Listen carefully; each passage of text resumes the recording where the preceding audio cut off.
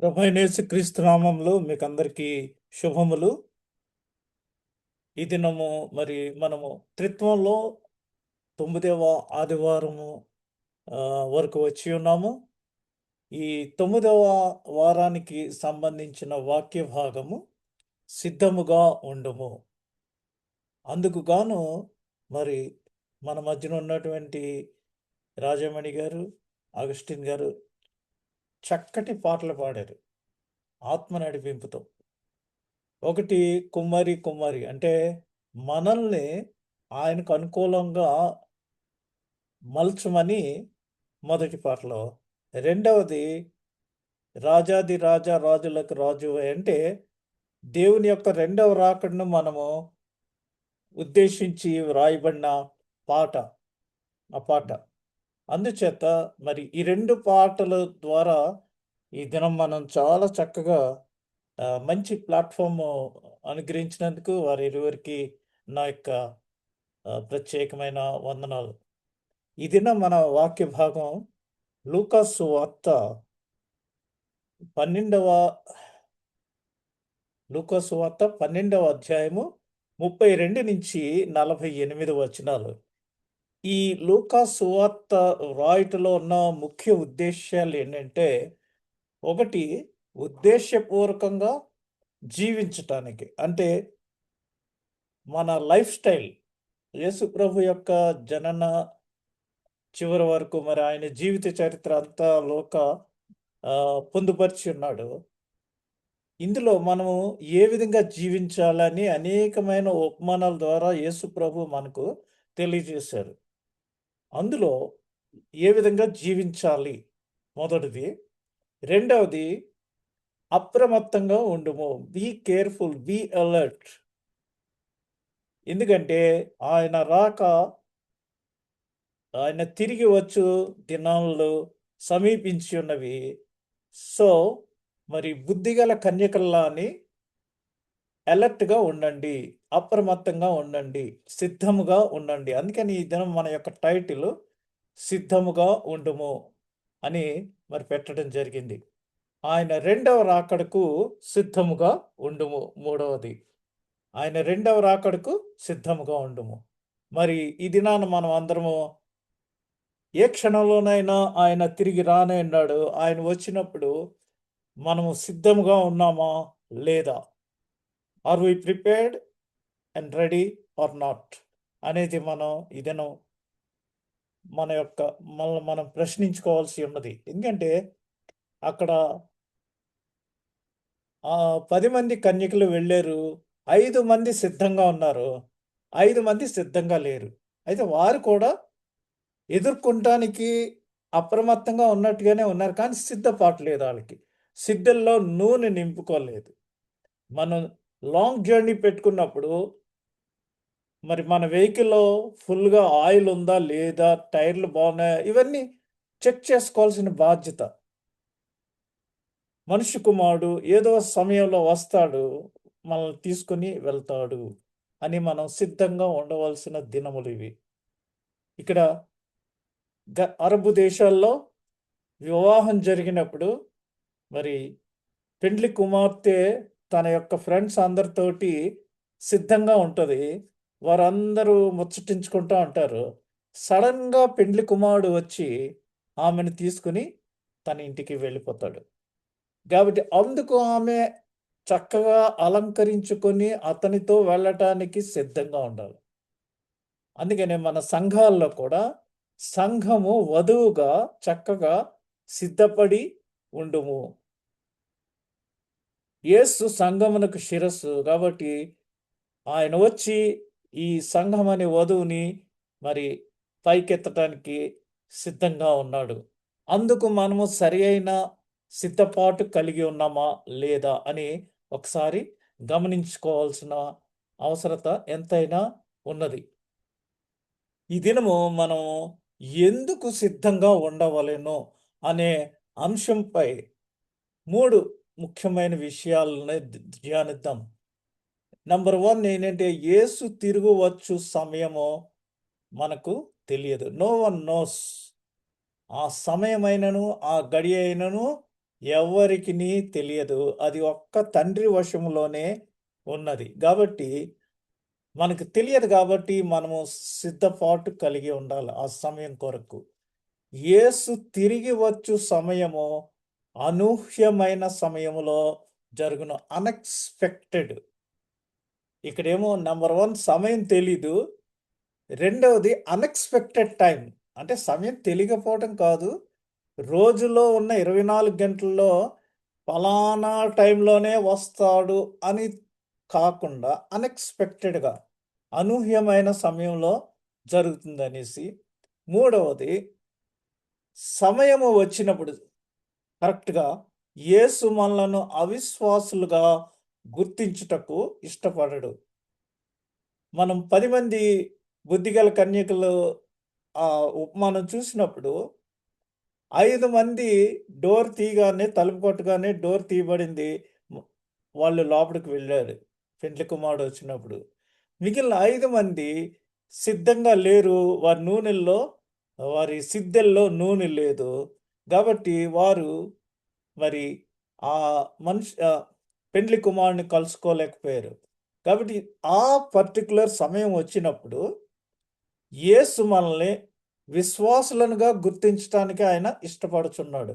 అంతేగాని అవిశ్వాసులుగా గుర్తించుటకు ఆయన ఇష్టపడడు. నంబర్ 1 మనము యేసు తిరిగి వచ్చు సమయము తెలియదు. మీ నడుములు కట్టుకొనియుండుడి, మీ దీపములు వెలుగుచుండనియ్యుడి. తమ ప్రభు పెండ్లి విందు నుండి వచ్చి తట్టగానే అతనికి తలుపులు తీయుటకు అతడెప్పుడు వచ్చునో అతని కొరకు ఎదురు చూచు మనుష్యుల వలె ఉండుము. We have to expect. ఎదురు చూచుట అనేది చాలా ముఖ్యమైన అంశం. కనిపెట్టుకొని ఉండుట, ఎదురు చూచుట. అందుకని మనం క్రిస్మస్ సమయంలో ఏంటంటే 2000 సంవత్సరముల క్రిందట యేసుప్రభు ఈ లోకంలోనికి దీన బాలుడుగా వచ్చాడు. ఇప్పుడు ఆయన మనలను తీర్పు తీర్చటానికి తిరిగి రానయ్యున్నాడు.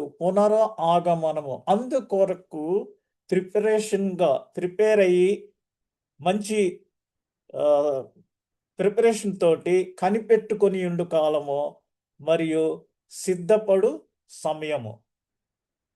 అందుకని క్రిస్మస్ కాలంలో అడ్వెంట్ అంటే మనం దాని కొరకు ఎక్స్‌పెక్ట్ చేస్తూ ఆయన రెండవ రాకడని సిద్ధపడి ఉండే ఎదురు చూచు సమయమది. ప్రభువు వచ్చి ఏ దాసులు మెలకువగా ఉండుట కనుగొనునో ఆ దాసులు ధన్యులు. అతడు నడుము కట్టుకొని వారిని భోజన పంక్తిని కూర్చుండబెట్టి తానే వచ్చి వారికి ఉపచారము చేయనని మీతో నిశ్చయంగా చెప్పుచున్నాను. మరియు అతడు రెండవ జామున వచ్చినను, మూడవ జామున వచ్చినను ఏ దాసులు మెలకువగా ఉండుట కనుగొనునో ఆ దాసులు ధన్యులు. ఇక్కడ మెలకువగా ఉండుడి. అలర్ట్. బుద్ధిగల కన్యకలు వెంటనే లేచారు అలర్ట్‌గా ఉండి. మరి నడుము కట్టుకొని భోజన పంక్తికి కూర్చుండబెట్టి వారికి ఉపచారం చేయనని మీతో నిశ్చయంగా చెప్పుచున్నాను. ఇక్కడ మెలకువగా ఉండటం అంటే ఏంటంటే సాధారణంగా మనము మరి రాత్రి వేళ నిద్రపోతుంటాం. పగటి వేళ మెలకువగా ఉంటాం. ఇక్కడ రెండవ జాము వచ్చినను, మూడవ జాము వచ్చినను అంటే యూదుల యొక్క దినము సాయంత్రం 6 గంటలకి స్టార్ట్ అవుతుంది. 6-9 మొదటి జాము. 9-12 రెండవ జాము. 12-3 మరది మూడవ జాము. సాధారణంగా మరి అట్‌లీస్ట్ మూడో జాములో అందరూ నిద్రపోతూ ఉంటారు. ఇక్కడ మెలకువ కలిగి ఉండటం అంటే మ్ మద్యము చేత మత్తులై ఉండక, లేదా వేరే వేరే విషయాలు ఇహలోక సంబంధమైన విషయములతో మత్తులై ఉండకోకుండా మీరు మెలకువ కలిగి ఉండుడి. ఆయన్ని ఎదుర్కొనటానికి మనము మెలకువ కలిగి ఉండాలి. మార్కు సువార్త 13వ అధ్యాయము 32వ వచనంలో ఆ దినమును గూర్చియు, ఆ గడియను గూర్చియు తండ్రి తప్ప ఏ మనుష్యుడైనను పరలోకమందలి ఈవెన్ దూతలైనను కుమారుడైనను ఎరుగరు. మన ఎడల చూపిన తన మహాప్రేమ చేత మనలను క్రీస్తుతో కూడా బ్రతికించెను. జాగ్రత్త పడుడి, మెలకువగా ఉండి ప్రార్థన చేయుడి. ఆ కాలం ఎప్పుడు వచ్చునో మీకు తెలియదు. అది ఎప్పుడు, ఆ టైం ఎప్పుడు, ఏంటి, ఎవరు ఎలాగొస్తారు అనేది ఎవరికీ తెలీదు. ఒక్క తండ్రికి తప్పితే. ఈవెన్ కుమారుడికి కూడా తెలియదు. ఇక్కడ మనం చూస్తే ఇన్‌కమ్ టాక్స్ వాళ్ళు ఎప్పుడైనా రైడ్ చేసేటప్పుడు ఎవ్వరికీ తెలియకోకుండా సడెన్‌గా వచ్చి రైడ్ చేస్తుంటారు.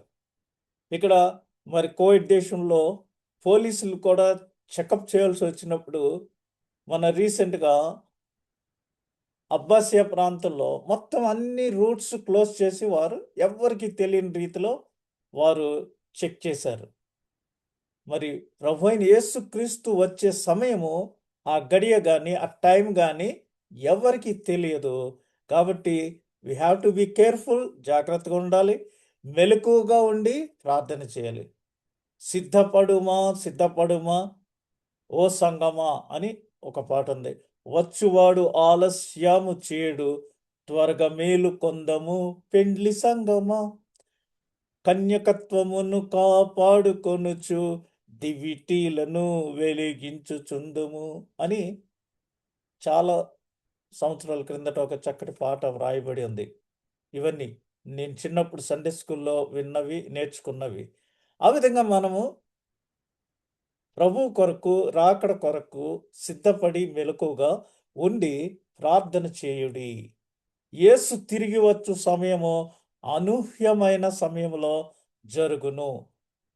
దొంగ ఏ గడియన వచ్చునో ఇంటి యజమానునికి తెలిసిన ఎడల అతడు మెలకువగా ఉండి తన ఇంటికి కన్నము వేయనియ్యడని తెలుసుకొనుడి. మీరు అనుకొనని గడియలో మనుష్య కుమారుడు వచ్చును గనుక మీరును సిద్ధముగా ఉండుడని చెప్పెను. కాబట్టి ఒకవేళ దొంగ పలానా టైంలో రావచ్చని మనం ఎక్స్‌పెక్ట్ చేస్తుంటే, ఆ టైంలో మనం అలర్ట్‌గా ఉంటాం. లేదా బిందాస్‌గా చక్కగా గురిపెట్టి నిద్రపోతాం. అందుచేత దొంగ ఎలాగొస్తాడో సస్పెన్స్ టైంలో, ఆ విధంగా మరి రెండవ రాకడలో ప్రభువు రానయున్నాడు గాబట్టి, ఆ గడియలో 6 ఆ సమయం కొరకు మనము సిద్ధముగా ఉండవలెను. రెప్పపాటు కాలంలో ఆయన మళ్ళీ మనలందరినీ పైకి ఎత్తటానికి సిద్ధంగా ఉన్నాడు. ఆయన దొంగని ఏ విధంగా ఆపును. చూచుట ద్వారా మాత్రమే కాదు, సిద్ధం కావటం ద్వారా. దెసలోనిక 5:2 రాత్రి వేళ దొంగ ఎలాగు వచ్చునో అలాగే ప్రభువు దినం వచ్చునని మీకును బాగుగా తెలియను. కాబట్టి మనం కేవలం చూచుటియే కాకుండా మనకు సిద్ధపాటు కావాలి. అన్ని విషయముల్లో మనలను మనం పరీక్షించుకొని నిరపరాధులుగా ప్రభు వచ్చినప్పుడు మనం ఆయనతో కలిసి ఎత్తబడటానికి మనం అర్హులుగా, మనము కనీసం ఆశించే సమయములో ఆయన వచ్చునని యేసు చెప్పాను. మనము ఎదురు చూచుచు సిద్ధపాటు కలిగి ఆయన కొరకు కనిపెట్టినట్లయితే కాబట్టి సిద్ధముగా ఉండుము. మీరు సిద్ధముగా ఉన్నారా? మనము సిద్ధంగా ఉన్నామా? Are we ready? అని ఈ దినము మనము ప్రశ్నించుకోవాలి. ఎందుకంటే మనం వ సంఘానికి, చర్చ్‌కి వెళ్తున్న వాళ్ళందరూ క్రైస్తవులు కాదు. క్రైస్తవులంటే సంఘానికి వెళ్లి వాక్యం విని, ఆ వాక్యము వినుట ద్వారానే కాకుండా, ఆ వాక్యము ప్రకారం మనం జీవించినప్పుడే క్రైస్తవులంగా మనం పిలువబడతాం. క్రైస్తవులంటే క్రీస్తు అనుచరులు. Followers of Christ. మనము క్రీస్తు అనుచరులమా? లేదా క్రీస్తు అభిమానులమా? దీనికి నేను రేపు కావస్తే మీకు డైలీ మెసేజ్‌లో ఒక చిన్న క్లిప్ పెడతాను. మనము క్రీస్తును అనుసరించే వాళ్ళ ఉండాలి. అంతేగాని అభిమానులుగా ఉండకూడదు. అభిమానులంటే ఇప్పుడు చూడండి సెలబ్రిటీస్‌కి వాళ్ళకి మాస్‌గా వచ్చి అభిమానులందరూ ఉంటారు. అలా కాదు. మనము ప్రభు ఏమంటున్నాడు? Follow me. నన్ను అనుసరించండి. నాతో రండి. నేను మిమ్మల్ని మనుషులను పట్టు జాలరులుగా చేస్తాను అని ఆయన సెలవిచ్చి ఉన్నాడు. సమయము వచ్చినప్పుడు యేసు మనలను అవిశ్వాసులుగా గుర్తించుటకు ఇష్టపడడు. అప్పుడు పేతురు, ప్రభువా, ఈ ఉపమానము మాతోనే చెప్పుచున్నావా, అందరితోనూ చెప్పుచున్నావా అని ఆయనను అడగగా, యేసు నిజంగా పేతురు ప్రశ్నకు సమాధానం ఇవ్వలేదు.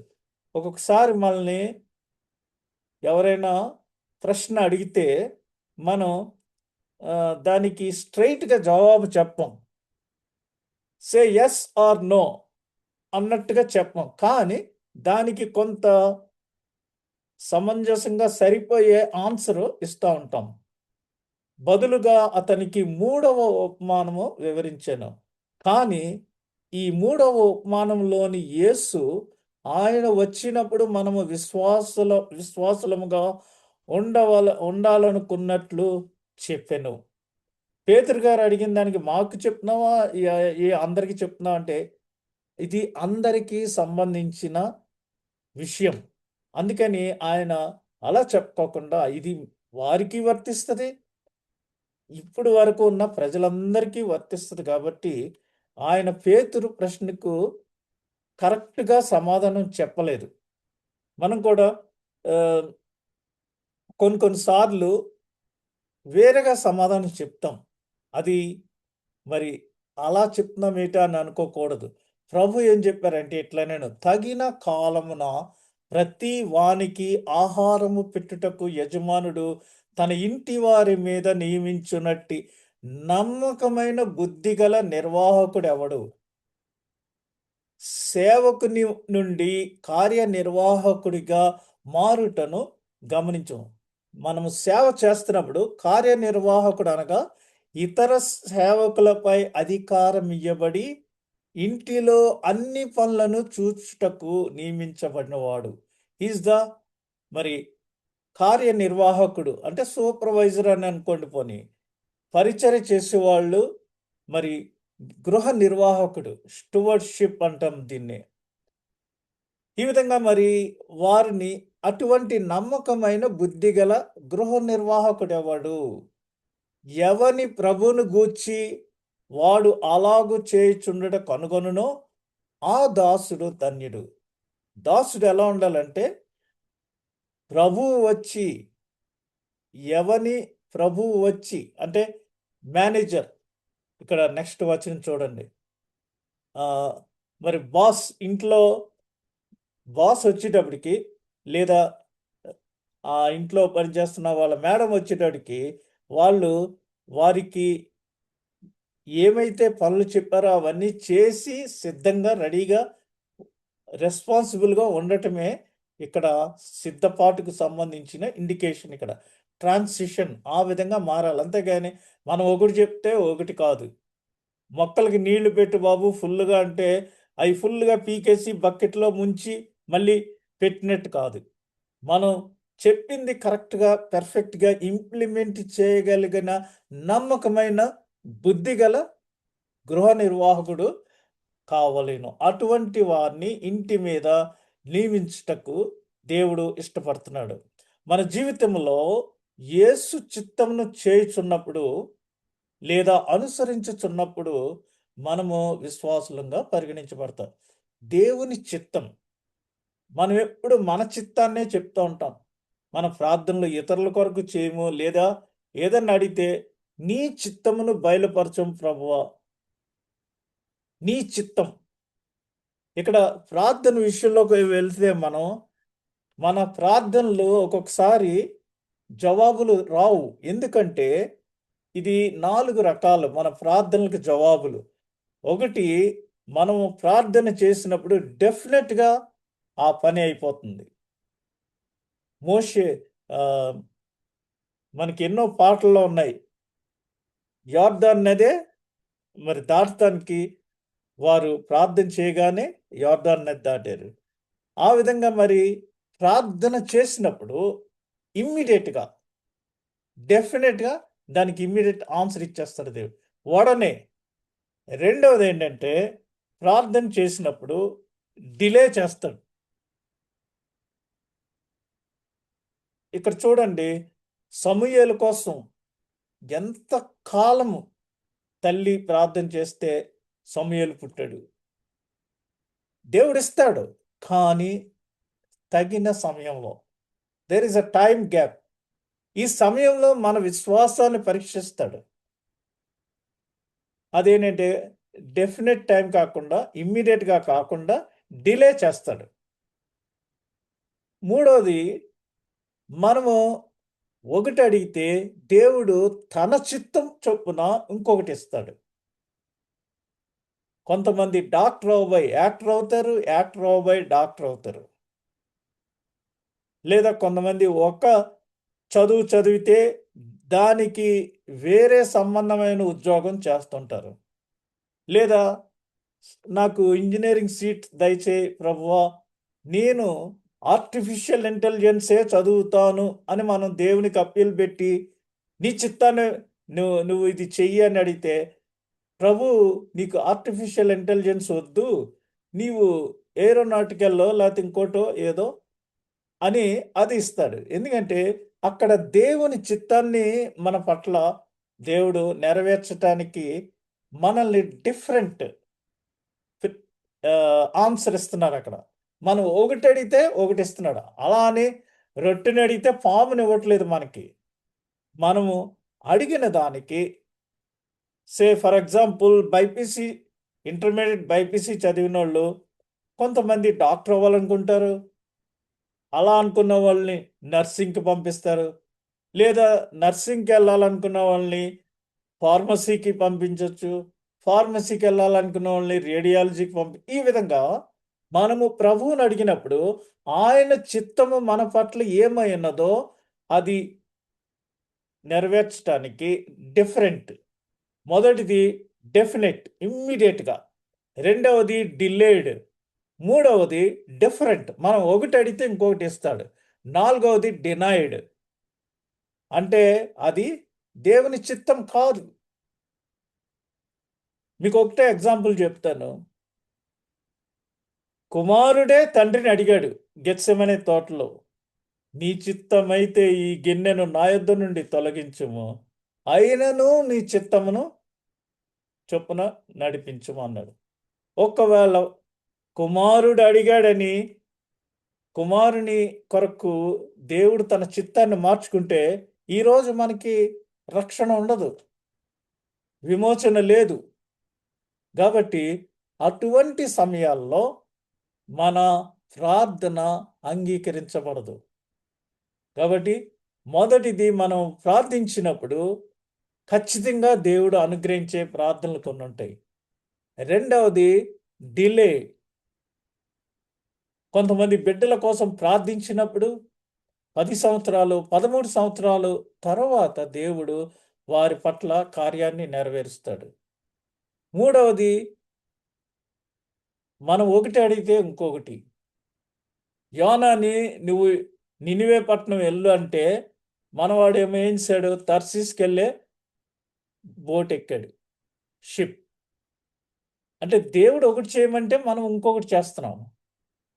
మన చిత్తం కాదు, దేవుని చిత్తాన్ని మనకు బయలుపరుస్తాడు. అప్పుడు మరలా చేప కడుపులో రిపెంట్ అయ్యి అప్పుడు నినివేకి వెళ్తాడు.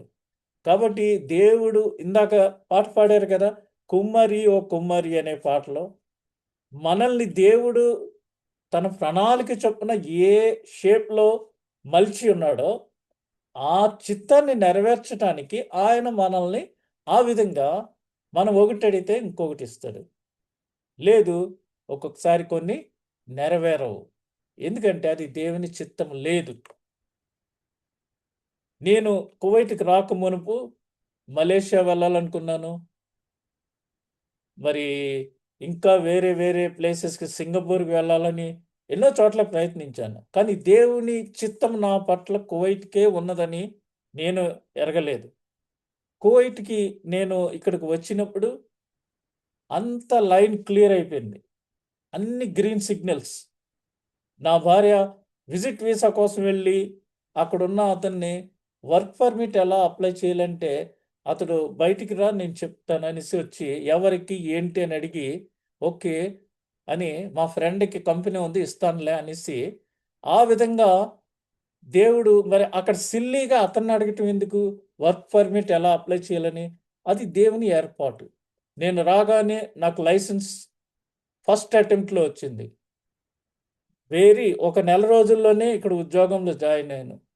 కొద్ది సంవత్సరముల తర్వాత మరి ఇక్కడున్న ప్రాంతీయ లోకల్ సంఘానికి బాగా అటాచ్ అయ్యి, మరి అంతే కాకుండా సువార్తని ఏ విధంగా బోధించాలనే చక్కటి ట్రైనింగ్ హగ్గ ఇన్‌స్టిట్యూట్‌లో తీసుకొని, మరి ఇక్కడ నేను అనేక మందికి ఈ వాక్యాన్ని దేవుని చిత్తమై ఉన్నదని అప్పుడు అర్థమైంది. ఇక్కడి నుంచి కూడా అమెరికా వెళ్ళాలని, ఆస్ట్రేలియా వెళ్ళాలని, న్యూజిలాండ్ వెళ్ళాలని 2005వ సంవత్సరంలో చాలా ప్రయత్నములు చేసినప్పుడు ఇంకెక్కడికి వెళ్ళక్కర్లేకుండా దేవుడు నా భార్యకు కేఓసీలో పర్మనెంట్‌గా ఉద్యోగాన్ని అనుగ్రహించాడు. కాబట్టి ఆయన చిత్తాన్ని నెరవేర్చడానికి నన్నిక్కడే ఉంచటానికి అది ఆయన చిత్తమైనదని ఎరిగి మరి ఆయన పరిచర్యలో చేయుటకు సమర్పించుకున్నాం.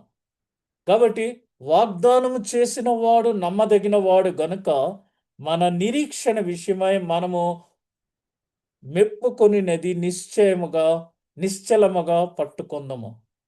నేను హగ్గ ఇన్‌స్టిట్యూట్‌కి వెళ్ళి దేవునితో చేసుకున్న నిబంధన ఏంటంటే, ఎప్పుడు ఎవరు ఎక్కడికి పిలిచినా, ఎక్కడ నీ వాక్యాన్ని బోధించాలన్నా నేను వెళ్ళటానికి సిద్ధము. ఓన్లీ డ్యూటీ అవర్స్ తప్పితే అని నేను ఒప్పందం చేసుకున్నాను. ఆ ప్రకారంగా నేను చేయటానికి నా శాయశక్తులా ప్రయత్నిస్తున్నాను.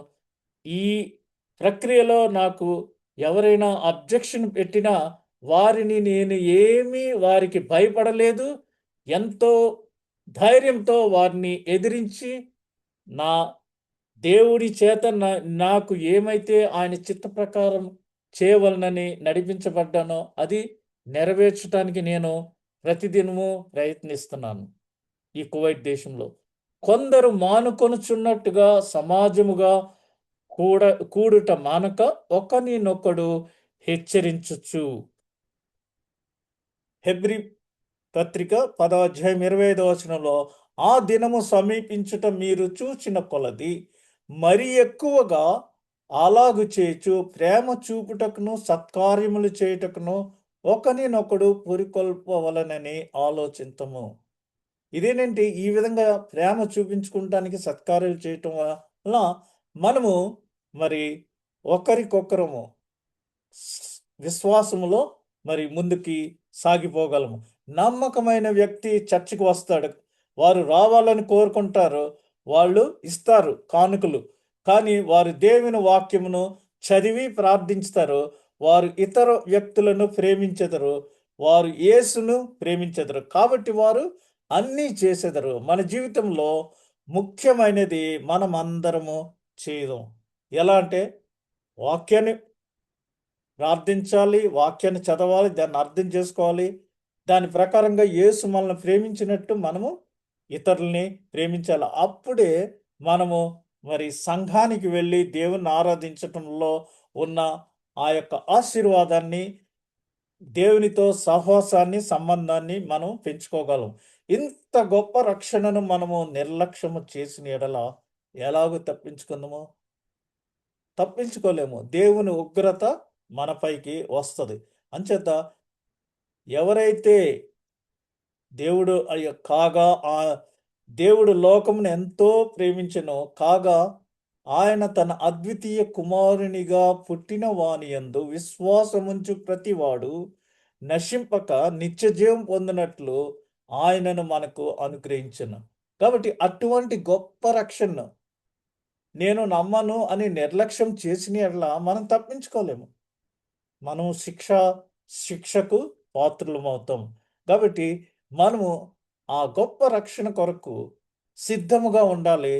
క్రీస్తుతో కలిసి నిత్య జీవాన్ని కలిగి ఉండటానికి సిద్ధపడి ఎదురు చూచుచు కనిపెట్టుచు ఉండవలెను.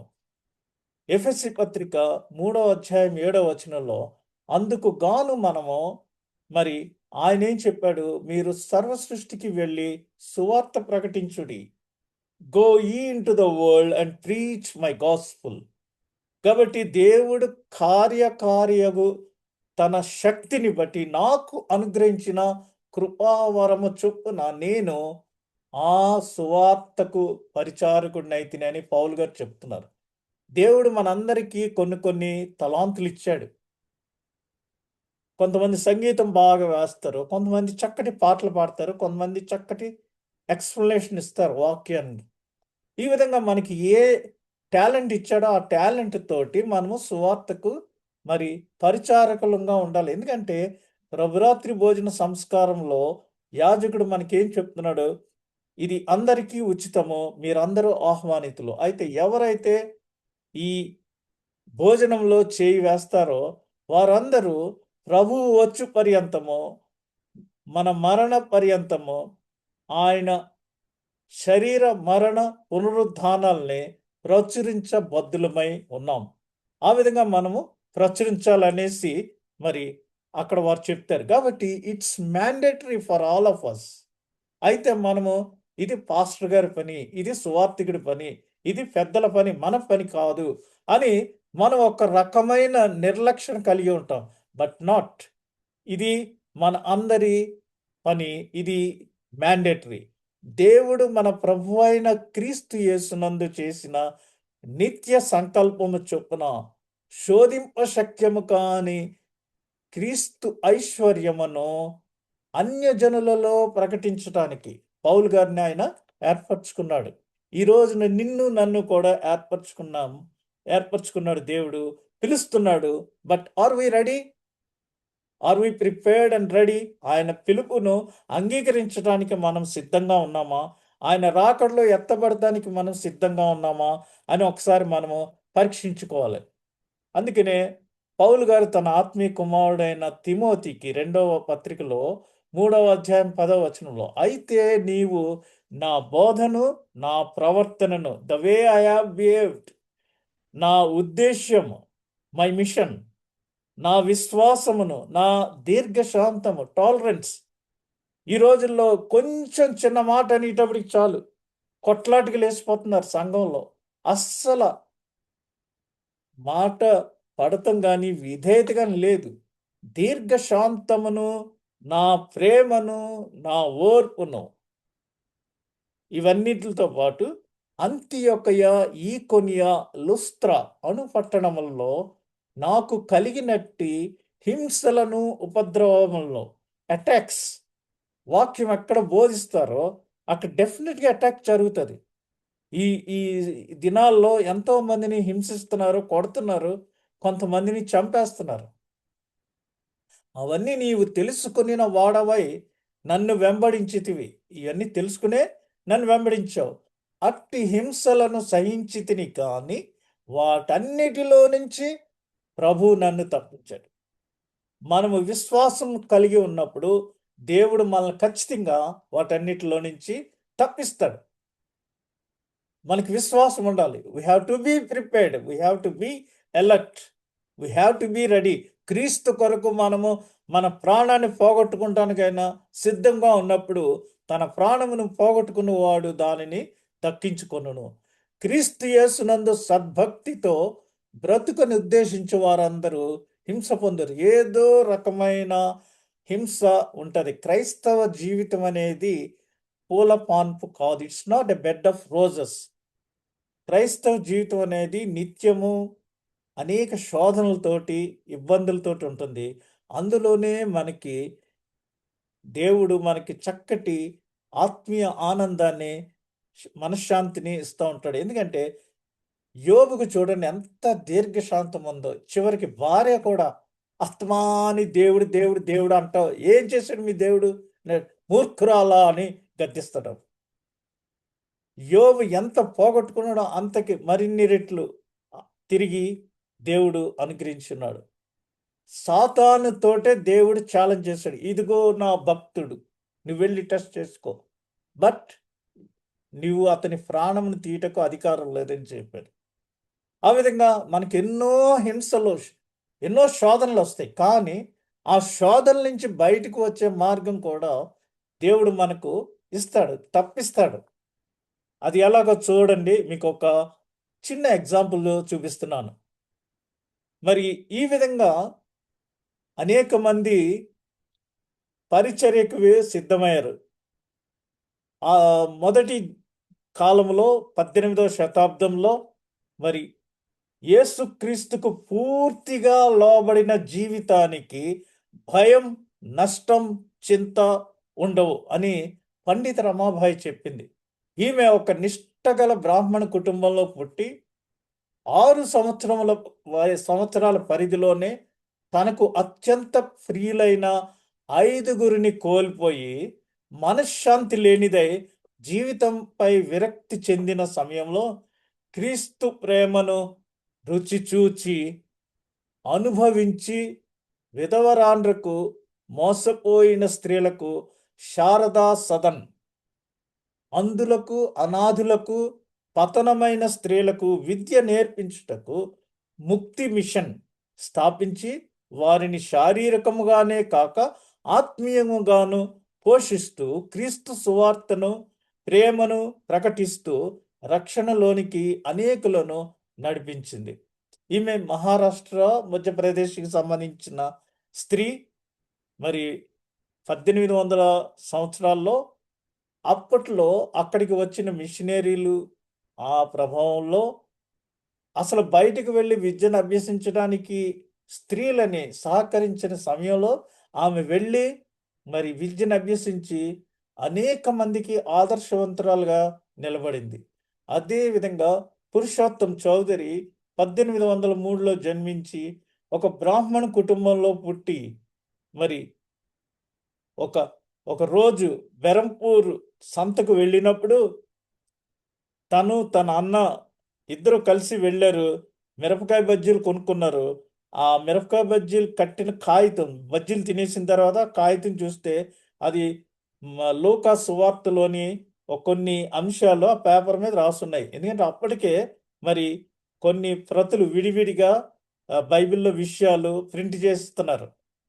ఆ సమయంలో వాళ్ళ అన్నయ్య "రేయ్ ఇదేంటో చదువు, నాకు చదువు రాదు కదా" అన్నాడు. ఈయన కవి కాబట్టి అప్పటికే అది చదివి మరి నేనే జీవమును, నేనే మార్గమును, నేనే సత్యమును, వాట్ ఈస్ దిస్ ట్రూత్ అని ఆలోచించసాగి ఈయన పాండిత్యం చొప్పున 18వ శతాబ్దంలో విలియం కేరీ మన భారతదేశానికి సువార్త ప్రకటించడానికి వచ్చి అనేక భాషల్లో బైబిల్ని తర్జుమా చేసి క్రొత్త నిబంధన తర్జుమాను మరి చెక్ చేయటానికి, కరెక్షన్ చేయటానికి ఈ పురుషోత్తం చౌదరి గారికి ఇచ్చినప్పుడు ఆయన దానిని పూర్తిగా కరెక్షన్ చేస్తూ గోరింటాకు పెట్టేటప్పుడు గోరింటాకు పెట్టే వాళ్ళకు కూడా ఎలా పండిపోద్దో ఆ విధంగా ఆ వాక్యమే ఇన్ని మార్చేసింది. తదుపరి మరి ఆయన 1831 సంవత్సరం కటక్‌లో ఒక కోనేరులో బాప్తిస్మం పొంది ఈ రోజున ఆంధ్ర క్రైస్తవ కీర్తనలో అన్ని సందర్భాలకు సరిపడా సుమారుగా 72 పాటలు ఈయన రచించారు. మరి కుల వ్యవస్థను విమర్శించి ఒక చక్కటి పుస్తకం రాశారు. ఈ విధంగా మరి క్రైస్తవ సాహిత్య సంగీతానికి శ్రీకారం చుట్టిన గొప్ప వ్యక్తి. పండిత రామాబాయి మరి స్త్రీలను ఎంతో ఉజ్జీవింపచేసిన వ్యక్తి. ఇక్కడ మనం చూస్తే ఈ చిన్న ఫిల్మ్ స్ట్రిప్ చూడండి.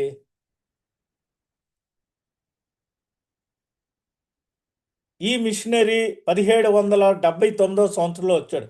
ఎడ్వర్డ్ ఫెర్రోనట్. ఈయన మహారాష్ట్ర ప్రాంతానికి వెళ్ళాడు.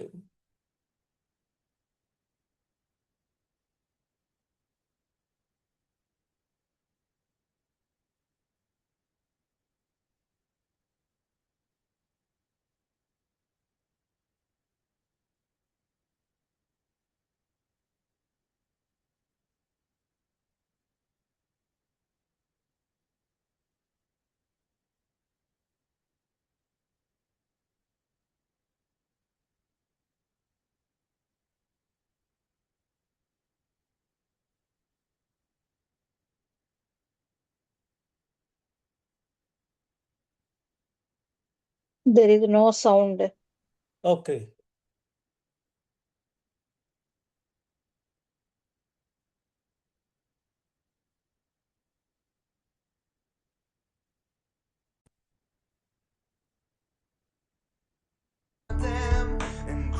ఓకే.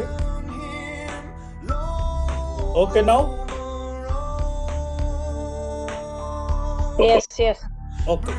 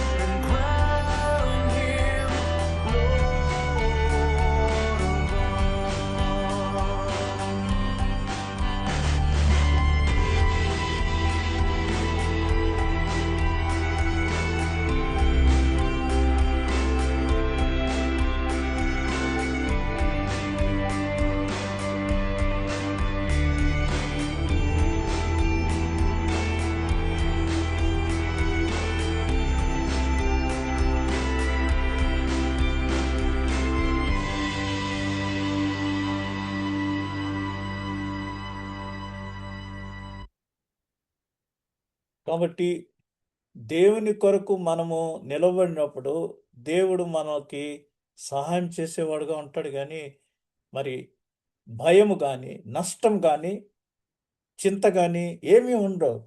ఇందాక శ్రీరక్షకుని నామము కీర్తించి గొలువము, కీర్తించి గొలువము అనే పాట ఇది. తెలుగులో తర్జుమా చేయబడింది. ఈ ఫెర్రోనెట్ గారు రచించిన పాట. మరి వీరు కూడా పురుషోత్తం చౌదరి గారికి కూడా వారింట్లోంచి వెలివేశారు దేవుని నమ్మాడనేసి. ఆయన ఏమీ చింత లేకుండా దేవునిలో ఆనందించాడు చక్కగా. మరి నిన్నటి జూలై 31వ తేదీ తెలుగు ప్రజలకందరికీ ఎంతో ముఖ్యమైన దినము. ఎందుకంటే మరి 1842వ సంవత్సరం జూలై 31వ తేదీన reverend John Christian Frederick Heyer గారు గుంటూరు ప్రాంతంలో తన మిషన్ సేవను అధికారికంగా ప్రారంభించాడు. ఈ రోజున ఆంధ్ర సౌవార్తిక లూథరన్ సంఘం ఉందంటే 185 సంవత్సరముల క్రిందట మరి జాన్ క్రిస్టియన్ ఫ్రెడరిక్ హయ్యర్ ఆయన యొక్క కృషి ఫలితము ఆయన స్థాపించింది. ఆయన ఈ సంఘం యొక్క వ్యవస్థాపకుడు. అయితే మరి అమెరికా దేశంలో ప్రతి వారము వర్షిప్ అయిన తర్వాత ఫలానా చోట సువార్త ప్రకటించవలసిన అవసరం ఉంది, ఎవరైనా వెళ్ళటానికి సిద్ధంగా ఉంటే వారిని మేము పోషిస్తాము అని ప్రతిసారి అనౌన్స్ చేసినప్పుడు సంఘం వర్షిప్ అయిపోయిన తర్వాత, ఆరాధన అయిపోయిన తర్వాత మరి ఈయన నేను వెళ్తాను ఆంధ్రప్రదేశ్కి అని ముందుకు వచ్చాడు. అప్పటికే ఆయనకు 6 బిడ్డలు, ఆయన భార్య చనిపోయింది. ఆ 6 బిడ్డల్ని వదిలిపెట్టేసి బోస్టన్ రేవ్ నుంచి సముద్రయానం చేసి, అప్పట్లో ఫ్లైట్స్ లేవు, 3 నెలలు శ్రీలంక మీదుగా మద్రాసు చేరి, మద్రాసు నుంచి మరి బకింగ్హామ్ కెనాల్లో పెద్ద ట్రంక్ లాంటిది వేసుకుని ఆయన రేపల్లి ప్రాంతానికి చేరాడు. అక్కడ పలనాడు అనే ప్రాంతంలో మరి మొట్టమొదటిగా ఆయన సువార్త పరిచర్య ప్రారంభించాడు. ఆయన ట్రంక్ పెట్టిని ఎత్తుకుపోవడానికి 4 దొంగలు వచ్చినప్పుడు, బాబు ఆ ట్రంక్ పెట్టి మీరు ఎత్తుకెళ్ళలేరు, ఇదిగో టార్చ్ లైటు, తాళాలు, మీకేం కావాలో తీసుకోండి అన్నప్పుడు, ఇందాక మీరు ఆయన వైలిన్ వాయించి చూసినప్పుడు వాళ్ళందరి కళ్ళల్లో ఎలా నీళ్ళు వచ్చినాయో అదేవిధంగా ఈ దొంగలు ఆయన మాటలకు ఆశ్చర్యచకితులై 4 ఆయనకు ముఖ్య స్నేహితులై మొట్టమొదటిగా మరి క్రైస్తవులయ్యారు. అక్కడి నుంచి ఈ సువార్తిక లూథరన్ సంఘము ప్రారంభించబడింది. మొట్టమొదటి బాప్తిసం మరి మాలపాటి జాన్ అనే ఆయనకి ఇచ్చినట్టు, గురజాలలో ఆయన యొక్క మిషన్ ప్రారంభించినట్టుగా, పోచేపల్లి అనే పల్లెటూరు నుంచి మరి అదేవిధంగా ఇది పల్నాడు తాలూకాలో ఉంది. ఇది రేపల్లి పల్నాడు దగ్గర. గురజాల, వెల్దుర్తి, మాచెర్ల, క్రోసూరు, గుంటూరు. ఈ విధంగా ఆయన చేసుకుంటూ మరి వైద్య విద్యా రంగంలో అనేకమైన సేవలు అందించాడు. ఇక్కడ ఇవన్నీ మీరు తర్వాత చదువుకోవచ్చు. నేను సువార్తకు సిగ్గుపడను, ఎందుకంటే ఇది విశ్వసించే వారికి రక్షణ కలిగించును అని మరి ఈయన అనేకమైన చారిత్రాత్మకమైన ఆ, విషయాలు మరి మిషన్‌లో ప్రారంభించారు. అందుకు మొట్టమొదటి నిదర్శనం ఏంటంటే, గుంటూరులో ఉన్న ఆ రోజుల్లో బ్రిటిష్ వారు పరిపాలించే సమయంలో గుంటూరులో ఉన్న కలెక్టర్ తోటి ఈయన మాట్లాడి, అక్కడ ఆంధ్ర క్రైస్తవ కళాశాల అనేకమైన ఎకరాల్లో చాలా అన్ని డిపార్ట్మెంట్స్ ఉన్న గొప్ప కాలేజీ కింద మరి ఈయన రూపుదిద్దారు. ఆయన యొక్క శిలా విగ్రహం ఇక్కడ ఉంది, మీకు కనిపిస్తుంది కదా. ఇది ఈనాటికి చాలా ప్రసిద్ధి చెందింది. దీనిలో మన ఆంధ్రప్రదేశ్ 5గురు సీఎంస్ ఇందులో చదివారు. అందులో మరి ముఖ్యుడు రామారావు, అదేవిధంగా సినీ స్టార్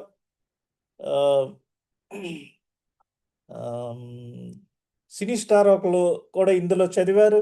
ఇంకా చాలామంది చదివారు. చాలామంది ఇందులో నుంచి శోభన్ బాబు సినిమా యాక్టర్ కూడా ఇందులోనే చదివాడు. మరి ఇదే కళాశాలలో మరొక స్త్రీ బత్తిన వెంకట సుబ్బమ్మ అనే ఆవిడ ఈ ఆంధ్ర క్రైస్తవ కళాశాలలో చదువుచు మరి ఆవిడ కమ్మ జాతికి చెందిన కమ్మ కులస్తురాలు. ఆవిడ ఈ కాలేజీలో చదువుచు మరి ఆవిడ ఒక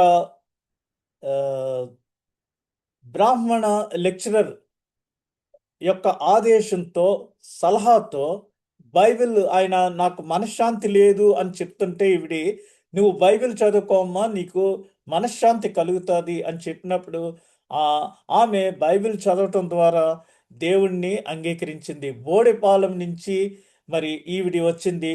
Battineni Venkata Subbamma, noted for founding క్రైస్తవ ఆశ్రమాలు.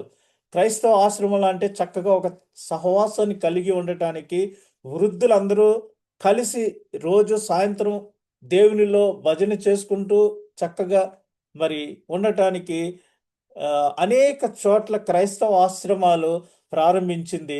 రాజమండ్రి లోతరగిరిలో మెయిన్గా ఈవిడ స్టార్ట్ చేసింది. నేను ఇవన్నీ ఎందుకు చెప్తున్నానంటే, ఈ క్రైస్తవ ఆశ్రమంలో పెరిగి పెద్దదైంది మన రాజమండ్రిలో ఉన్న జాన్ వెస్లీ గారి తల్లి. ఆవిడ అక్కడ పెరిగి పెద్దదై తర్వాత వివాహం చేసుకున్న తర్వాత మరి వారి కుమారులిద్దరూ జాన్ వెస్లీ ఆయన తమ్ముడు ఈ రోజున మరి ఎంత చక్కగా సువార్త పరిచయం చేస్తున్నారో మీకు అందరికీ తెలుసు. She was widely recognised for her analysis of Christianity from a cultural perspective. లలిత కళల ద్వారా చక్కగా మరి క్రిస్మస్లకు కానీ రాజమండ్రి ఉభయ గోదావరి జిల్లాల్లో అనేక మంది కమ్మ కులస్తులు క్రైస్తవత్వంలోనికి వచ్చారంటే ఈవిడ చేసిన పరిచర్యకది నిదర్శనం. సంగీతం ద్వారా, నృత్యం ద్వారా, బుర్రకథల ద్వారా, తోలుబొమ్మలాటల ద్వారా, ఇంకా అనేకమైన లలిత కళలతో ఈవిడి చక్కగా సువార్త ప్రకటించింది. She one of the first women in India to attain theological training and was one of the inaugural women pastors ordained by Andhra evangelical Lutheran church. మొట్టమొదటిగా మరి స్త్రీలకు అభిషేకం చేసినప్పుడు ఈవిడి అందులో ఉన్న మొట్టమొదటి వరుసలో ఉన్న ఆవిడి. కాబట్టి ఈవిడి మరి west parish saint Matthew's west ప్యారిష్‌లోకి చెందిన ఈవిడి మరి అక్కడ అనేకమైన పరిచర్యలు చేసి, రాజమండ్రిలో కూడా మంచి పరిచర్య చేసి, వీరు 2009 సంవత్సరంలో మరణించారు. ఈ వీరు మరి మా నాన్నగారికి బాగా సన్నిహితులు కాబట్టి, మా నాన్నగారు 82లో చనిపోయినా, మా కుటుంబంతో సన్నిహిత సంబంధం కలిగి గుంటూరు నుంచి ఉదయమే లేచి, నా వివాహానికి కూడా మరి ఆవిడ వచ్చారు. నా వివాహంలో వారు ఉన్నారు. శుభాకాంక్షలు చెప్పారు. అనగా క్రైస్తవ ప్రేమ ఎటువంటిదో మరి క్రైస్తవ ఆశ్రమాలు ఇవన్నీ పెట్టి మరి ఈవిడి లూథరన్ వరల్డ్ ఫెడరేషన్‌లో అనేకమైన అంతర్జాతీయ సేవలు అందించారు. ఇక్కడ అమెరికా దేశంలో ఈవిడి పట్టభద్రులయ్యారు. నేను ఇందాక 5 నిమిషాలు డిలే చేసిందేంటంటే, ఈవిడి ఫోటోని తీసుకురావటం కోసం ఫోటోని వెతుకుచూ 5 నిమిషాలు డిలే అయింది. మరొకసారి ఎప్పుడైనా వీరి యొక్క మరిన్ని వివరాలు మనం చర్చించుకుందాము. అంతేకాకుండా మరి ఈ జాన్ క్రిస్టియన్ ఫ్రెడరిక్ హయ్యర్ ఇక్కడ ఆయన శిలా విగ్రహం ఉంది. గుంటూరులో ఆయన వైద్య వైద్య పరిచర్య చేయటానికి ఇక్కడ చాలా అవసరమని తిరిగి అమెరికా దేశం వెళ్ళి డాక్టర్ పట్టం తీసుకొని వచ్చి కుగ్లర్ హాస్పిటల్ ప్రారంభించారు. ఈ కుగ్లర్ హాస్పిటల్ ప్రారంభించడానికి మరొక ముఖ్యమైన కారణం ఏంటంటే, ఏలూరు ప్రాంతంలో రాజ్ బహదూర్ అనే ఆయన ఇంటికి ఆహ్, ఒక స్త్రీ షీ ఈజ్ ఎ డాక్టర్. అయితే జనానా వర్కర్స్ అని అనేవారు పాత రోజుల్లో. అనగా అగ్ర కులస్తులు వారు బయటికి చదువుకుంటానికి వచ్చేవారు కాదు. వారికి ఇంటికి వెళ్ళి విద్యా బుద్ధులు చెప్పాలి. వారిని ఏమంటారంటే జనానా వర్కర్స్ అంటారు. ఒక డాక్టరు సువార్త ప్రకటించటానికి ఒక జనానా వర్కర్‌గా వెళ్లారు. అనగా ఇప్పుడు మనకి కువైట్ దేశంలో ఒక్కోసారి ఉద్యోగం చేసుకుంటానికి ఖాదిం వీసాలో వచ్చి చేసుకుంటా ఉంటాం. ఆ విధంగా మరి ఆవిడ జనాభా వర్కర్‌గా వేరే దేశం నుంచి వచ్చి వేరే ప్రాంతం నుంచి అక్కడ రాజ్ బహదూర్ అనే అతని రాజుల ఇంట్లో మరి ఆవిడి ఆవిడకి విద్యా బుద్ధులు చెప్తూ ఆవిడ ప్రెగ్నెంట్ అయితే అతనికి ఈవిడ డాక్టర్ అని తెలిసి తన భార్యకు వైద్య పరిచర్య చేయమని అడిగినప్పుడు 9 నెలలు ఆమె ప్రసవించే వరకు వైద్య పరిచర్యలు చక్కగా అందించింది. అందిస్తే మరి రోజు ఆమె వెళ్ళిపోయేటప్పుడు ఆమె వేసుకున్న తెల్లని వస్త్రాల మీద పసుపు నీళ్లుండేయి. పసుపుగా ఉండేది. ఏంటి పసుపు అయిపోతుంది ఇది యెల్లో కలర్ అయిపోతుంది ఏంటని ఒకరోజు వెనక్కి తిరిగి చూస్తే ఆమె వారి ఇంటికి వచ్చి వెళ్ళిపోతున్నప్పుడు ఆమె మీద పసుపు నీళ్లు జల్లుతున్నారు అవన్నీ. అప్పుడు ఆమె మీరు నన్ను ప్రేమించకపోయినను నేను మిమ్మల్ని ప్రేమించక మానను అని ఆమె తన దేవుని యొక్క ప్రేమను వారికి చూపించినప్పుడు ఆ రాజ్ బహదూర్ ఆమె ప్రేమకు ముగ్ధుడై మరి తన భార్యకు 9 నెలలు పరిచర్య చేసిన ఆమె ప్రవర్తనను చూచి 50 పడకలతో ఒక ఆహ్, వైద్యశాలను నిర్మించమని స్థలము ఇచ్చాడు. ఆ స్థలం నుంచి ఈ జాన్ ఫ్రెడరిక్ హయ్యర్ గారు మరి కుగ్లర్ హాస్పిటల్‌గా అది సుమారుగా అనేక వందల బెడ్లతో కూడిన హాస్పిటల్, అన్ని సదుపాయాలు ఉన్న హాస్పిటల్. అక్కడ వైద్యం ఉచితము. మరి పేదవారికి ఈవెన్ మెడిసిన్స్ కూడా టాబ్లెట్స్ అన్నీ కూడా ఫ్రీగా ఇచ్చేవారు. ఆ విధంగా అనేకమైన వైద్య పరిచర్యలు చేయటానికి ఈయన ఈ కళాశాలను ప్రారంభించాడు. ఇక్కడ కాలేజ్ ఆఫ్ నర్సింగ్ కూడా ఉంది. అదేవిధంగా మరి మరొక చౌదరి గారు కమ్మ కులస్తుడు క్రీస్తును అంగీకరించి ఈయన చేయుచున్న పరిచర్యలకు చాలా సంతోషించి 200 ఎకరాలు స్థలాన్ని బహుమానంగా ఇచ్చి అక్కడ వైద్యశాలను నిర్మించమని కోరినప్పుడు బేర్ క్రిస్టియన్ హాస్పిటల్ అని చీరాలలో మరి ఒక 200 ఎకరాల్లో ఒక గొప్ప వైద్యశాల నిర్మించారు. అంతేకాకుండా మరి 1842 సంవత్సరంలో వచ్చిన తర్వాత అనేక మంది మిషనరీస్ వచ్చారు. అందులో కొంతమంది రాజమండ్రి వైపుగా వచ్చి ఒక 2 సంవత్సరాలకి ఇక్కడ చాలా సువార్త అవసరమై ఉన్నది అని చెప్పి జనవరి 31వ తేదీన 1, 2 సంవత్సరముల తర్వాత 1844లోనే ఎప్పుడో జనవరి 31వ తేదీన రాజమండ్రి ప్రాంతానికి reverend Louis P. Menon Valett అనే ఆయన మరి సువార్తను తీసుకొని వచ్చాడు.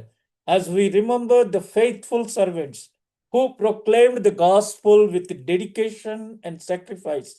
May this day inspire us all to renew our commitment to God's mission and to live as witness of Christ's love and truth. క్రీస్తు యొక్క సత్యానికి ప్రేమకు మనము సాక్షులుగా క్రీస్తు యొక్క మిషన్లో మనము ఉండాలని మనము నిశ్చయించుకోవాలి. ఎందుకంటే సువార్త ప్రకటించు వారి పాదములు ఎంత సుందరములు అని, how beautiful are the feet of those who bring good news అని రోమాపత్రిక 10వ అధ్యాయము 15వ వచనంలో ఉంది. అయితే వీరు రాజమండ్రి పరిసర ప్రాంతాల్లో సువార్త ప్రకటించుచున్నప్పుడు సర్ ఆర్థర్ కాటన్ అనే ఒక ఇంజనీర్, నేను ఒక సాంకేతిక నిపుణుడుగా ఏమి చేయగలను, వీరు సువార్త ప్రకటిస్తున్నారు, కొంతమంది వైద్యశాలలో డాక్టర్స్గా వచ్చారు, కొంతమంది కాలేజీలో ఆంధ్ర క్రిస్టియన్ కాలేజీలో ప్రొఫెసర్స్గా వచ్చారు, మరి he is an engineer, construction engineer, నేను ఏమి చేయగలను దేవుని కొరకు అని అన్నీ చూసి గోదావరి నీళ్లు మరి వృధాగా సముద్రంలోకి వెళ్ళిపోవడం చూసి అప్పుడు అతను ఈ నదికి ఆనకట్ట కడితే బాగుంటుంది అని సజెషన్ ఇచ్చినప్పుడు వాళ్ళు అన్నారు, అది ఎలా కట్టాలో ఏం కట్టాలో నీవే దాన్ని బాధ్యత తీసుకో అని అన్నప్పుడు ఈయన భద్రాచలం దగ్గర నుంచి ఇంకా పైనుంచి స్వయంగా గుర్రం మీద ఆ గోదావరి ఎత్తు పల్లాలు ఎక్కడి నుంచి ఎక్కడ పల్లం ఎక్కడ దిగువ అవన్నీ గుర్రం మీద తిరిగి రాజమండ్రిలో ఇక్కడ ఆనకట్ట కడితే బాగుంటుంది అని ఫైనల్గా కంక్లూడ్ చేసి అక్కడ అనేక మందితో మరి ఆ రోజులో క్రేన్స్ లేవు, సిమెంట్ లేదు, ఏమీ లేదు, సున్నపు రాయితోటి ఆయన రాజమండ్రిలో ఆనకట్ట కట్టాడు. ఆ కట్టేటందుకు ఆయన గుర్రం మీద అక్కడి నుంచి ఇక్కడ వరకు తనే సర్వే చేసి వచ్చి ఇక్కడ కట్టినందుకు ఆయన శిలా విగ్రహం ఎప్పుడూ కూడా ఒక గుర్రంతో ఉంటుంది. మీకు పక్కన చూపిస్తున్నాను గుర్రం, ఎందుకంటే ఆయన స్వయంగా గుర్రం మీద సర్వే చేసి వచ్చాడు. ఈ మహానుభావుడు నిర్మించిన ఈ ఆనకట్ట వలన భారతదేశంలో ఈ మట్టిని టెస్ట్ చేసినప్పుడు అతి శ్రేష్టమైన మరి సారవంతమైన నల్ల మట్టి అని నిపుణులు తేల్చి చెప్పారు. అందుచేత మరి Andhra is the back bone for rice production. ఉభయ గోదావరి జిల్లాలు ఈ రోజున దీవించబడ్డాయి, ఆశీర్వదించబడ్డాయి, సస్యశ్యామలమైనవి అంటే అది కాటన్ చేసిన పరిచర్య, సువార్తలో ఒక భాగము. అందుకనే పాతకాలపు మనుషులు చాలామంది ఈయన ఫోటో ఇంట్లో పెట్టుకొని ఆయన పేరు చెప్తే నమస్కారం పెడతారు. ఇది మరి రాజమండ్రిలో ఆయన కట్టిన బ్యారేజ్, కాటన్ బ్యారేజ్. ఈ విధంగా మరి సువార్తలో భాగంగా అనేక మంది వైద్యశాలలు, కాలేజెస్, అలాగే ఇక్కడ బ్యారేజ్ ఇవన్నీ చేస్తూ వారు దేవుణ్ణి ప్రకటించారు. ఇప్పుడు కట్టబడింది ఇది క్రొత్త బ్యారేజీ. దీనికి ముందు ఇక్కడ నీళ్లు స్ట్రైట్కి వెళ్ళి కిందకి జారుతున్నాయి చూసారా, అది ఆనకట్ట. కాటన్ ద్వారా కట్టిన ఆనకట్ట ఇంకా అలాగే ఉంది. 150 సంవత్సరాల పైనే ఉంది. అలాగే ఒక రైల్వే బ్రిడ్జ్ కూడా ఆయన నిర్మించాడు. ఇక్కడ చూస్తే మరి కొంతమంది మిషనరీస్ రాజమండ్రి లూథర్గిరికి వచ్చి అక్కడ మరి కాపరుల్ని తర్బీదు చేసి సంఘాలని స్థాపించడానికి కాపర్లు తర్బీదు చేసే ఒక సెమినరీ పెట్టారు. దీని పేరు ఆంధ్ర లూథరన్ థియాలజికల్ సెమినరీ. ఇది 1800 చిట్లలో మరి స్థాపించబడిన సెమినరీ. మా నాన్నగారు కూడా ఇందులోనే చదివారు. నేను చాలా కాలం మరి సుమారుగా 30 సంవత్సరాలు నా జీవితం ఇక్కడే గడిపిన తర్వాత నేను బయటకొచ్చాను. మేము ఈ కాంపౌండ్‌లో సుమారుగా 25 సంవత్సరాల పైనే జీవించాము. ఇది ఎంతో లూథర్ గిరి అంటే లూథర్ కొండ అని చెప్తా ఉంటారు. ఇక్కడ అనేకమైన మరి అనేక మంది ఆశీర్వదించబడ్డారు. ఈ ఈ ప్రాంతం నుంచి అనేక మంది బయటికి వెళ్లి ఎంతగానో విదేశాల్లో ఆశీర్వదించబడినవారు. ఇక్కడ మరి షాడే మిస్సమ్మ అనే ఆవిడి ఇక్కడ అందరికీ వైద్య బుద్ధులు కావాలనేసి షాడే గర్ల్స్ హై స్కూల్ అని రాజమండ్రిలో మరి దీన్ని స్థాపించారు. నీ వాక్యము నా పాదములకు వెలుగును, నా త్రోవకు వెలుగునై ఉన్నది. Winners never quit, quitters never win అని ఇక్కడ రాసి, ఒకప్పుడు ఇది చాలా ఫేమస్ స్కూల్. మన సంఘంలో కొంతమంది ఇందులోనే చదివి వచ్చారు.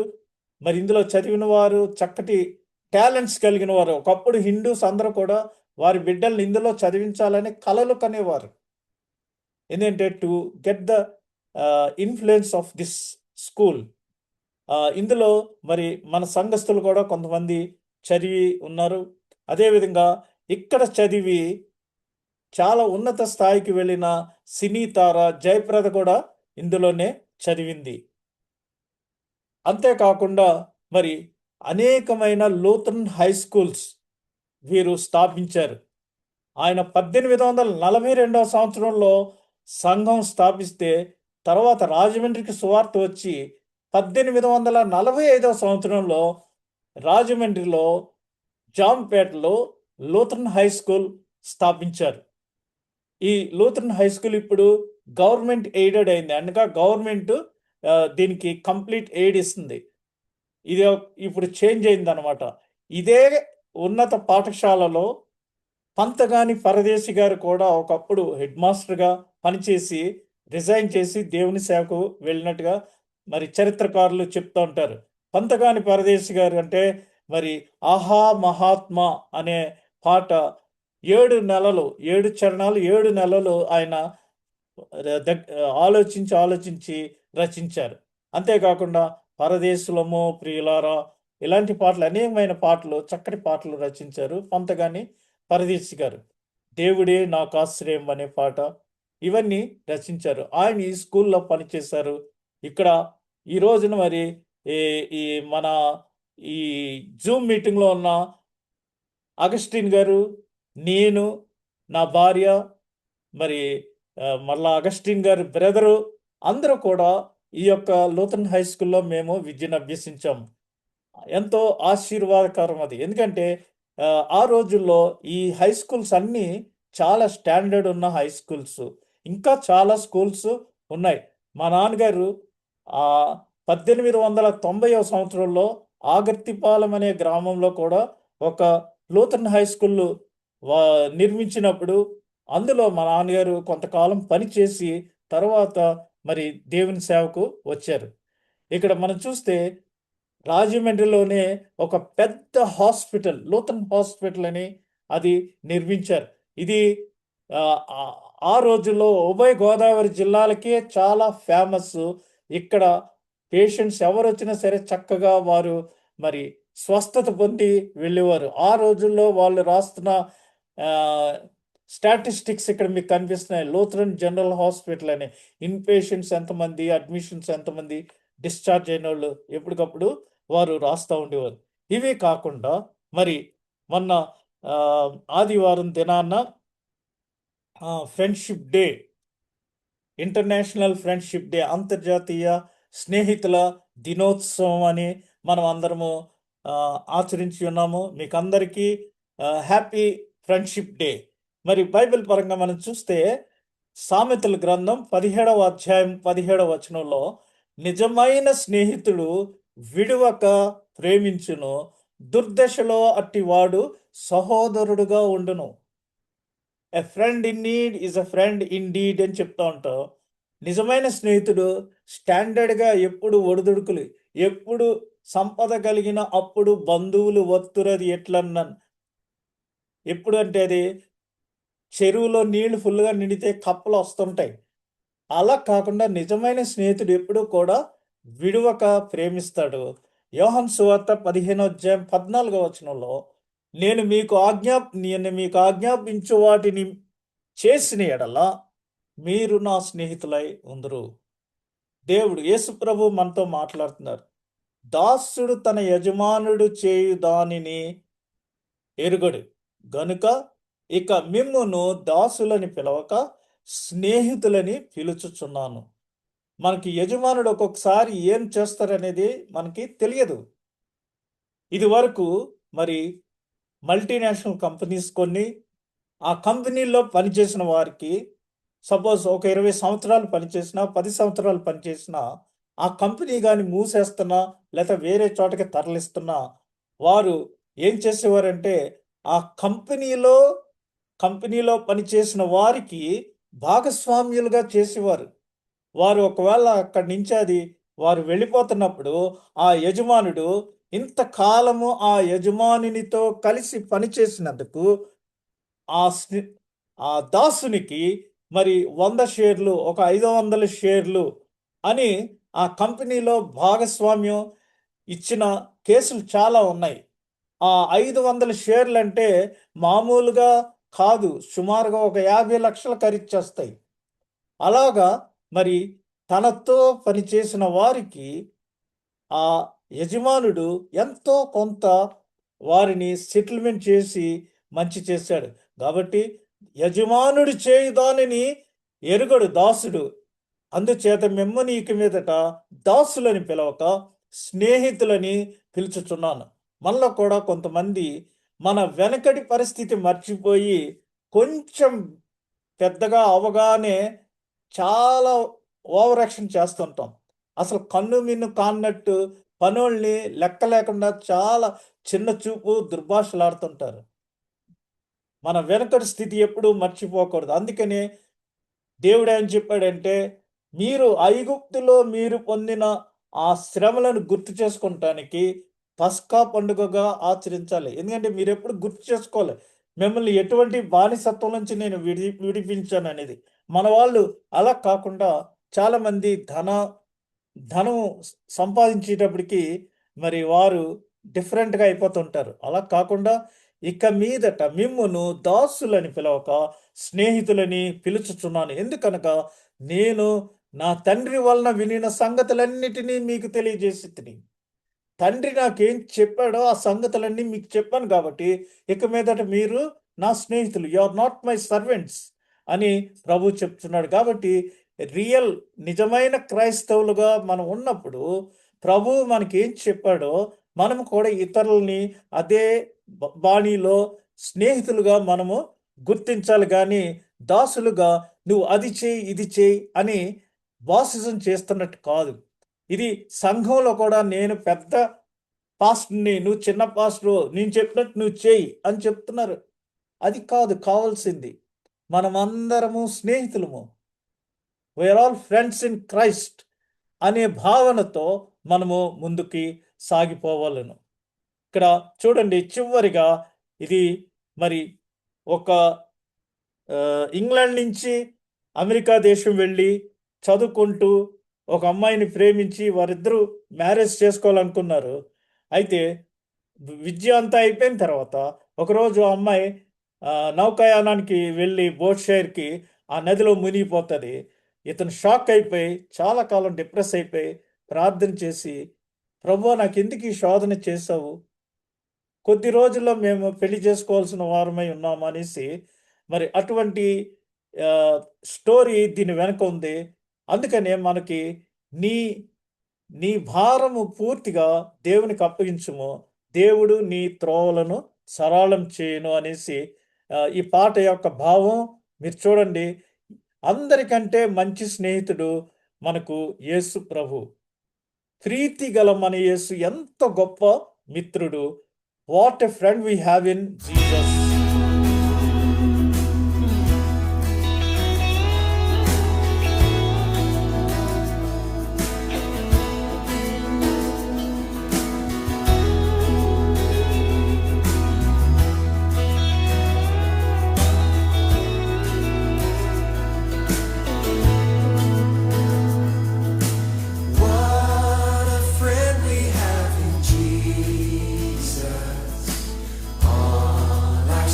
and griefs to bear.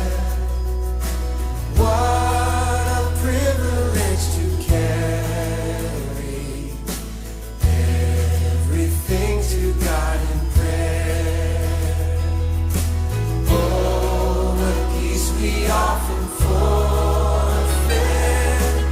Oh, what needless pain we bear. All because we do not carry everything to God in prayer.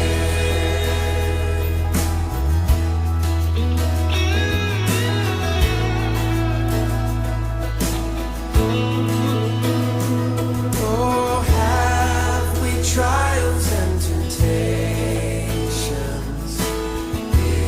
Is there trouble anywhere? We should never be discouraged. Take it to the Lord in prayer. Can we find a friend so faithful, who will all our sorrow share? Jesus knows our every weakness. Take it to the Lord in prayer.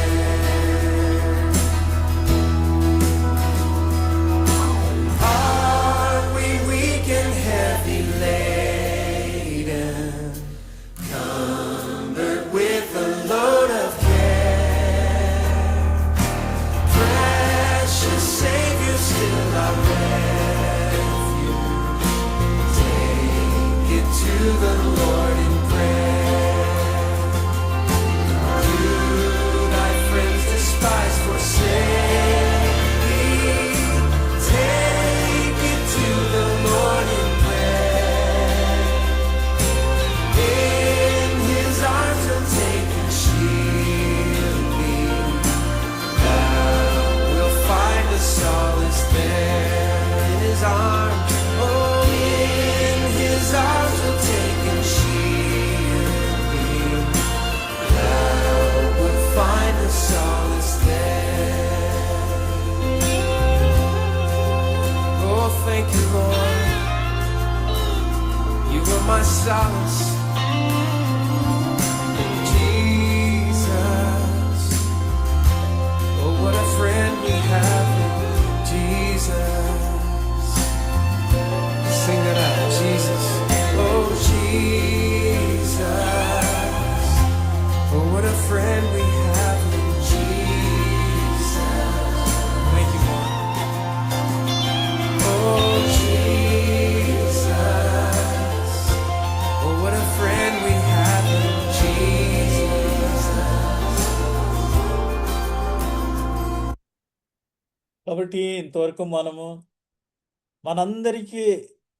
అందరికంటే గొప్ప స్నేహితుడు యేసు.